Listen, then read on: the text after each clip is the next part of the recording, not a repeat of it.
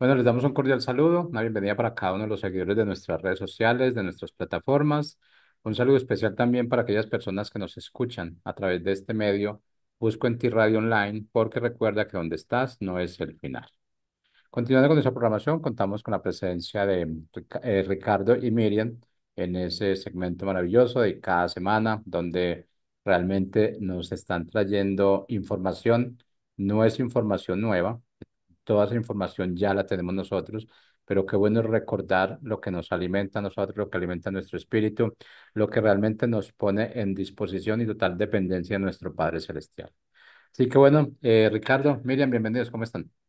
Muchas gracias. Bien, gracias a Dios, Jorge. Y muy contento de saludarte y muy contentos que nos hayas también presentado de esa manera, porque lo que dices es muy cierto. En realidad, lo que nosotros buscamos a través de este segmento, que te conozcan a ti, es más que aportar información nueva, sino regresar a los principios bíblicos para que a través de la escritura, que pues, tenemos con ella por lo menos 2000 años, desde los evangelios, podamos conocer a Jesucristo para relacionarnos de mejor manera con Él, ¿no? Así es, así es, así es. Y eso es lo que nosotros olvidamos. Que realmente yo creo que empezamos a caminar y a caminar y a caminar y recibimos tanta información en ocasiones no tan real, no tan verídica, que nos vamos aislando, nos vamos apartando de lo que es la verdad, más no la realidad. Entonces esto es bueno para todo esto, realmente son este tipo de programas para ese recordar, para ese reconocer, no es conocer, es ese reconocer lo que nosotros ya teníamos claro. Así que bueno, iniciemos entonces con el tema. Muchas gracias, Jorge. Y bueno, Y pues buenas tardes, ¿qué tal? El día de hoy vamos a continuar con la serie de los nombres de Dios. Y el día de hoy vamos a comenzar con el nombre de Jehová Jireh, que su significado es el Señor proverá. proveerá.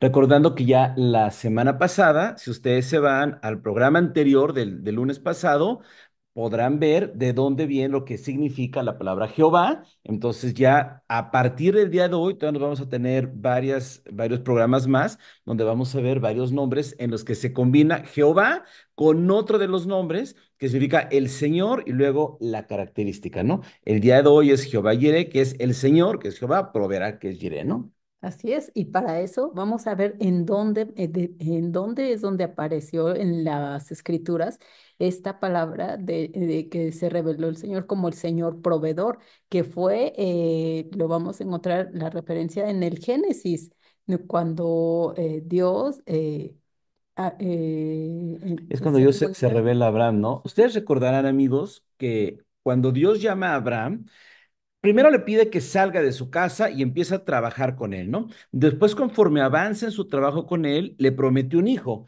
que tardó varios años entre que lo saca de la ciudad de su padre, de su parentela, a prometerle el hijo y le da una serie de promesas en realidad de que su descendencia será enorme, de que no la podrán contar, que será como las estrellas del cielo, la arena del mar, pero pues, Abraham tenía un problema que era que pues, no tenía un hijo. Además de que era un señor bastante grande, su esposa era estéril, estaba bastante grande, es decir, tenía todo en contra. Pero no obstante, acuérdense que cuando Dios nos hace una promesa, sí y solo sí la va a cumplir, porque Dios no es hijo de hombre para que mienta, Él no se olvida de lo que dice, Él no es mentiroso, Él siempre va a cumplir con lo que nos dice, y a Abraham le prometió una descendencia. Entonces, más adelante, bueno, viene otro hijo, Ismael, y luego viene el hijo de la promesa justamente de Abraham. Pero ustedes recordarán, ya llegando prácticamente a Génesis 20 más menos, 21, cuando Dios dice que prueba a Abraham y la prueba es que le tiene que entregar a su único hijo en sacrificio para ver si él efectivamente confiaba en Dios como para entregarle incluso el único hijo, el de la promesa. Y gracias a Dios vemos a través de la escritura que Abraham está en el grado de amor, está en el nivel de confianza que tiene en Dios, que se lo lleva, van a un monte que es el monte Moriah, que actualmente se encuentra en lo que conocemos como la ciudad de Jerusalén. Ahí está este monte, ahí es donde él amarra a su hijo y cuando está a punto de atravesarlo con el cuchillo, baja un ángel y le dice, detente, Abraham, ya nos hemos dado cuenta que sí ibas a obedecer. Ahí es donde encontramos este pasaje. Así es, y esto lo encontramos ya en esto último que comentabas, está en Génesis 22, de 9 al 14, que dice, cuando llegaron al lugar que Dios les había dicho, edificó allí Abraham un altar y compuso la leña y ató a Isaac su hijo y lo puso en el altar sobre la leña. Y extendió Abraham su mano y tomó el cuchillo para degollar a su hijo. Entonces el ángel de Jehová le dio voces desde el cielo y dijo, Abraham, Abraham. Y él respondió, heme aquí. Y dijo, no extiendas tu mano sobre el muchacho, ni le hagas nada, porque ya conozco que temes a Dios por cuanto no me rehusaste tu hijo, tu único. Entonces alzó a Abraham sus ojos y miró, y he aquí a sus espaldas un carnero trabado en un zarzal por sus cuernos. Y fue Abraham y tomó el carnero y lo ofreció en holocausto en lugar de su hijo. Y llamó a Abraham el nombre de aquel lugar, Jehová proveerá. Por tanto, se dice hoy, en el monte de Jehová será provisto. Y pues aquí estamos viendo lo que estabas comentando, Ricardo, cómo Dios le dice, Dios a Abraham que vaya a hacer un sacrificio al Señor, o sea, un derramamiento de sangre. Y pues los sacrificios, pues en ese entonces se hacían mediante un cordero. Pero sin embargo aquí Dios, como le está diciendo que era el sacrificado, iba a ser Isaac. Y era el único, o sea, como ahorita nos comentó Ricardo, el hijo de la promesa. Y vemos cómo Abraham, ¿qué hizo? Obedeció a Dios sin cuestionarlo, no protestó, a pesar de que le estaba pidiendo a Dios lo único que él tenía, por lo que había tardado tantos años en llegar a Abraham. Y pues vemos cómo Abraham confió en él, tuvo esperanza en la provisión de Dios. Y pues podemos ver cómo el resultado fue que Dios proveyó, Dios se manifestó como ese Jehová Jireh. Exactamente. Años después podemos ver cómo esa figura justamente la retoma la persona de Jesucristo. Y así como con Abraham tuvo que haber un sacrificio que salvara la vida de su hijo, nosotros más adelante podemos ver en la cruz del Calvario que Jesús es el sacrificio que nos sustituye a nosotros para que podamos tener el perdón de pecados y para que podamos tener acceso a la vida eterna, ¿no? Eso es lo que hace tan especial la figura de Jehová Jireh, porque nos vamos a dar cuenta que en el Antiguo Testamento que en realidad todo el Antiguo Testamento apunta a la persona de Jesucristo. Es la razón en mucho de ser, y claro, el tema de la ley, deja la ley y todo eso, ¿no? Pero en realidad el Antiguo Testamento siempre apunta hacia la persona de Jesucristo. Pero pocas veces encontramos referencias tan claras de la obra salvadora de Jesucristo. Y esta es una de esas referencias súper, súper, súper claras que apuntan a lo que Jesús hizo en el Calvario. Porque así como un inocente tuvo que morir porque inicialmente tuvo que haber sido sacrificado, así Jesús, siendo inocente, porque nos enseña en la Escritura que él no cometió ningún pecado, tuvo que morir para que nosotros, pecadores, pudiéramos recibir perdón por nuestros pecados y tener acceso a la vida eterna. Así es, y en Juan 1:29 podemos ver cómo la escritura dice que Jesús es el Cordero. Aquí es cuando, en este pasaje de Juan 1:29, es cuando Juan el Bautista ve venir a Jesús y dice lo siguiente. Al día siguiente, Juan vio que Jesús se le acercaba y dijo, miren, el Cordero de Dios que quita el pecado del mundo. Entonces Jesús vino aquí a esta tierra, como ese cordero que iba a quitar, que quitó el pecado él se ofreció como ese sacrificio. Y podemos ver como Dios Jireh, Dios proveedor, ahora para nosotros. Pero de qué, cómo fue, o sea, nos proveyó a nosotros, pues, y de qué nos salvó? Pues nos salvó que de la muerte que podemos ver en Romanos 6:23. Ajá. Ah, bueno. Y Cuando vemos el contexto de esto, que esto es algo muy interesante en realidad, es que cuando hablamos de que Dios proveerá, justamente lo que decías, amor, nosotros equivocadamente podemos pensar que, pues Él me va a dar y la casa nueva y el coche nuevo y la tele nueva y la ropa nueva.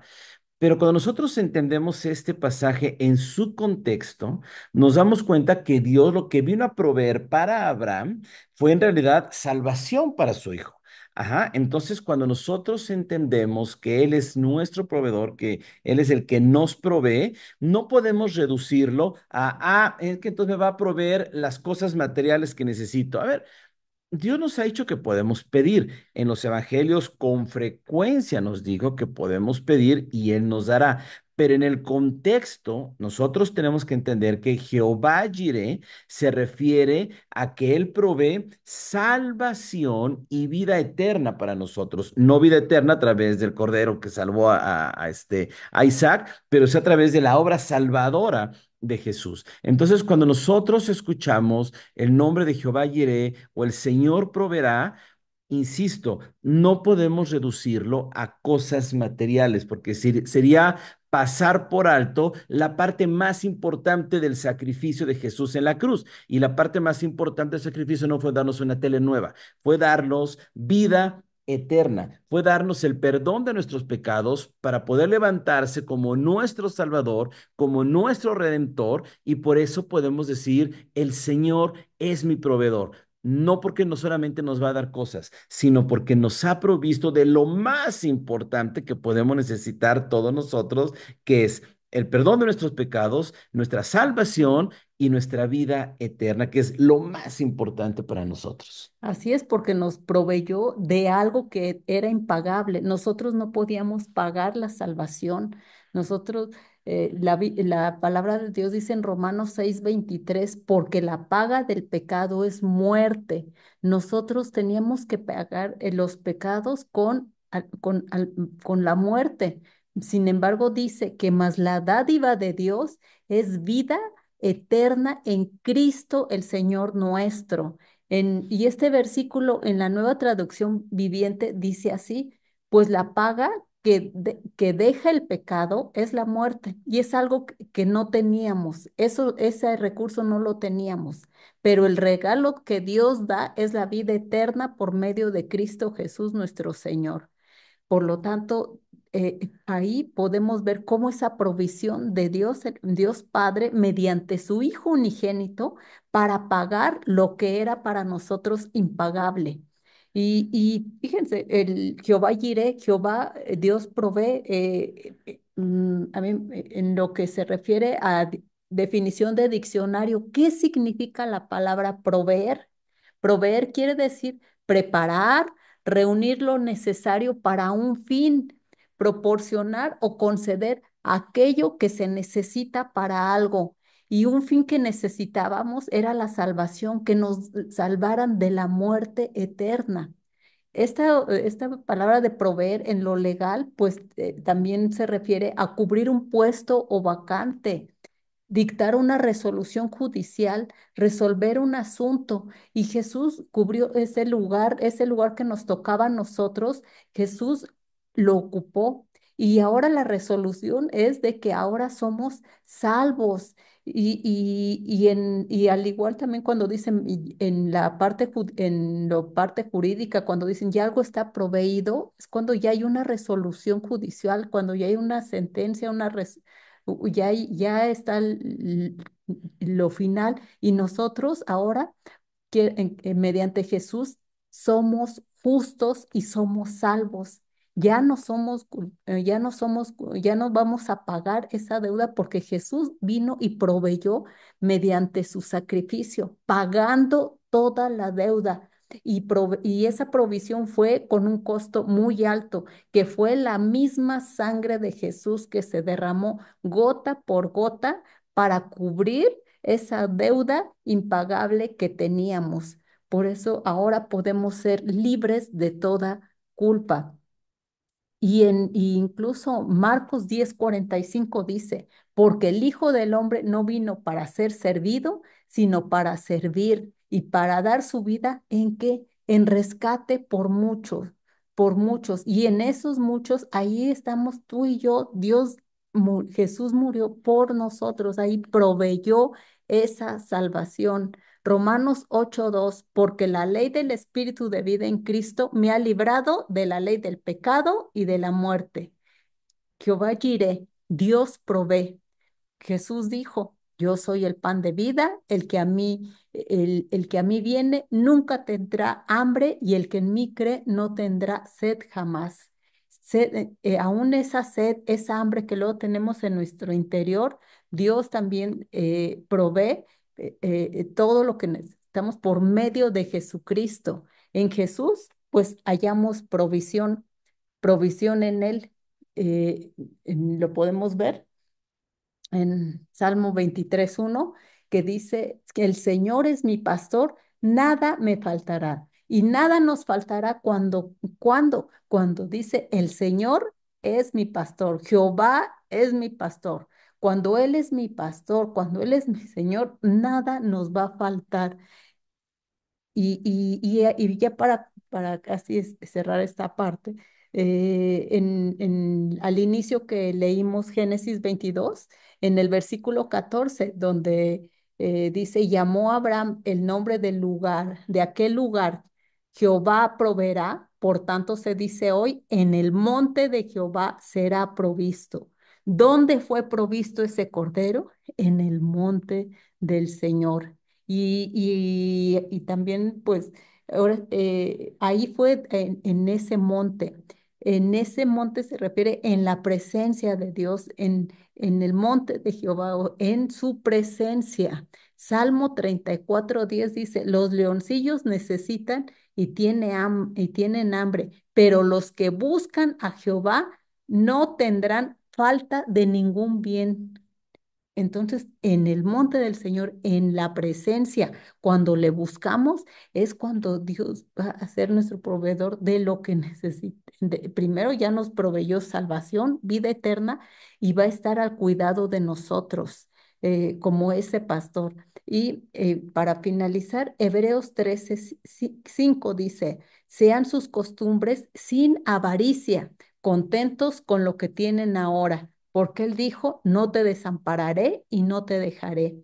Aquí nos está diciendo, ahora sí que no estemos siendo avaros, buscando lo que decías, nada más pensando en lo que es el dinero. Recuerden, el propósito de que Jesús viniera a morir en la cruz, no murió para estarnos dando una casa nueva o un coche nuevo, sino que murió para proveernos de salvación y vida eterna. Y claro, ahora, como hijos de Dios, podemos ver milagros que Dios aún nos da cosas materiales, sí, pero el Señor nos va está pensando más en darnos eso eterno. Y Él dice que nunca nos va a dejar y nunca nos va a desamparar. Entonces, lo que hoy dentro de ti necesites de esa provisión de Dios, el Señor recuerda que el Señor es el Jehová Jireh y Él es el que te va a proveer de todo lo que te haga falta y te va a proveer conforme a su voluntad. Y Él ve tu necesidad. Y pues este fue Jehová Jireh. Exacto, entonces podemos recordar siempre que el Señor es nuestro proveedor y que nada nos faltará. El otro que vamos a ver el día de hoy es Jehová Mekadesh. Ese lo van a ver ahí escrito, no es de los que a veces ubicamos más, como que ya es más famosona la expresión. Y Mekadesh significa el Señor que santifica, que también es algo muy interesante porque nos vamos a dar cuenta que el Señor quiere que nosotros podamos tener una vida en santidad. Ahora, hay que entender primero qué significa ser santo, porque a veces como que no alcanzamos a entender bien y pensamos que ser santo es aquel que nunca pecó, nunca se equivocó, nunca tuvo nada de qué arrepentirse. Y esa no puede ser nuestra definición, porque entonces no habría nadie que cumpliera con esa definición, porque la Escritura nos enseña que todos hemos pecado, todos hemos sido destituidos de la gloria de Dios. Entonces, tenemos que entender, el ser santo viene de una palabra que significa apartado, literal significa ser apartado.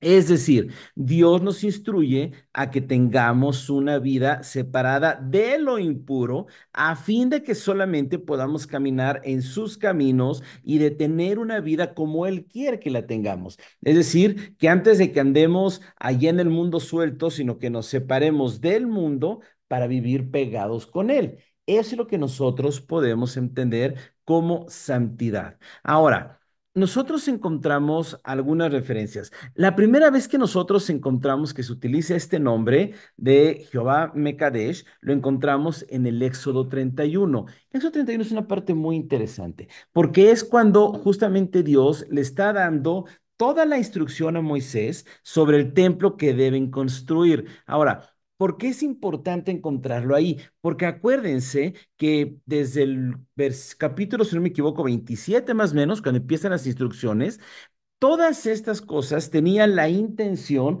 de ser santas. Es decir, si se iba a hacer una copa para estar en el templo, esa copa no podían sacarla, no podían usarla para otras cosas, no podía el sacerdote decir, oye, me gustó, me la voy a llevar a mi casa para ir el fin de semana, tomar mi agüita de limón y la regreso el lunes aquí al templo, ¿no? Sino todo lo que estaba en el templo eran cosas que estaban totalmente destinadas para el uso de agradar a Dios, o como se entendía en ese entonces a través del templo y de los sacrificios, para hacer todo, para agradar a Dios, y todos los utensilios que había en el templo estaban apartados.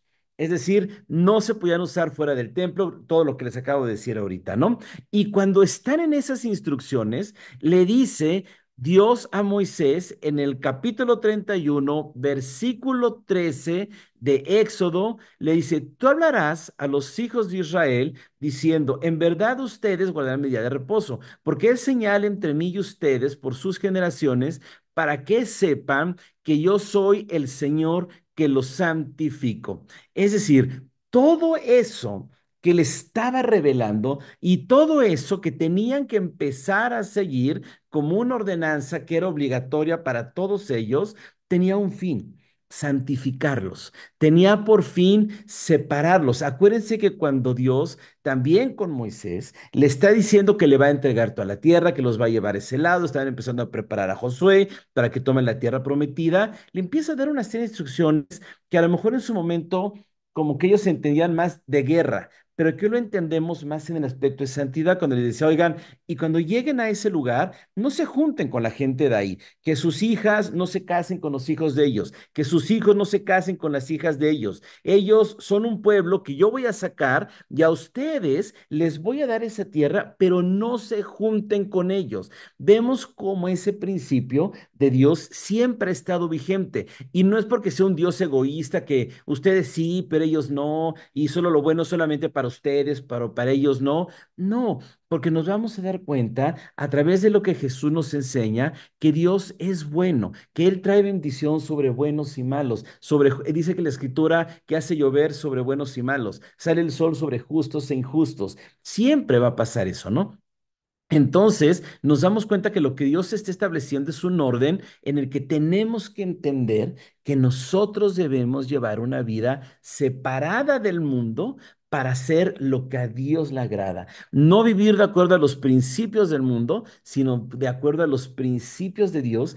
Y de eso se trata la santidad. Hay otra parte también muy interesante que es la primera carta de Pedro en el capítulo 1, versículo 13. También nos sale de una parte muy interesante. Dice, por tanto, ciñan sus lomos, en su entendimiento, sean sobrios y esperen por completo en la gracia que les traerá cuando Jesucristo sea manifestado. Como hijos obedientes, no se conformen a los deseos que antes tenían estando en su ignorancia, sino como aquel que los llamó es santo, sean también ustedes santos en toda su manera de vivir, porque escrito está, sean santos porque yo Yo soy soy santo. santo. Exactamente. ¿Qué nos quieres decir al respecto, amor? Pues qué interesante, ¿no? O sea, este versículo nos da esa clave. O sea, Dios nos llama a santidad porque Él es santo. O sea, delante de su presencia no podemos, bueno, poder. podemos ir mediante Jesucristo, que Él es el que nos, a través de arrepentirnos y pedirle perdón, Él nos limpia y es necesario que entremos mediante Jesús ante su presencia y es ahí cuando entramos limpios de pecado, no porque nunca hayamos pecado, sino porque Jesús mediante Jesús, es que tenemos ese perdón de pecados para poder estar limpios delante de su presencia y lo que ahorita nos comentabas, porque vemos cómo para poder entrar ahí en el Antiguo Testamento, ahí para poder entrar físicamente al lugar santísimo, santísimo era necesario que estuvieran limpios los sacerdotes, que no estuvieran sucios y ahora en nuestra vida actual pues necesitamos tener esa santidad, no porque nunca lo hagamos, sino que es el único por lo cual el medio que podemos tener esa santidad y ser aptos es mediante Jesús, porque Jesús nos va a limpiar, no porque no pequemos, porque tal vez algunos digan, uy, pues yo no soy una santa, ¿no? Sino que no depende de nosotros, depende de Pero fíjate, Jesucristo. pero es bien interesante lo que dices, porque mucha gente efectivamente, la verdad es que como que intenta encontrar una disculpa de, es que yo no soy santo, deberíamos serlo, porque justamente el texto que acabamos de leer, mira, dice, como aquel que los llamó es santo, sean también ustedes santo en toda su manera de vivir, porque escrito está, sean santos porque yo soy santo. Es decir, la santidad para nosotros los creyentes no es algo en el que, bueno, a lo mejor un día pudiera ser que ya cuando sea viejito y ya no tenga tantas ganas de pecar mucho, voy a empezar a andar en santidad, ¿no? La verdad es que la santidad es algo en lo que nosotros como creyentes tenemos que empezar a trabajar hoy. Tuvimos que haber empezado ayer, pero bueno, tenemos que empezar hoy a trabajar en ello y empezar a hacer esfuerzos, y no porque la santidad sea resultado de un esfuerzo nuestro. De hecho, lo vamos a ver en la siguiente cita. Miren, déjenme, me adelanto un poquito a la siguiente cita en 1 Tesalonicenses 5:23, que es muy interesante, porque dice, y el mismo Dios de paz lo santifique por completo y todo su ser, espíritu, alma y cuerpo, sea guardado irreprensible para la venida de nuestro Señor Jesucristo. Fiel es Dios, el cual los llamó y también Él lo hará.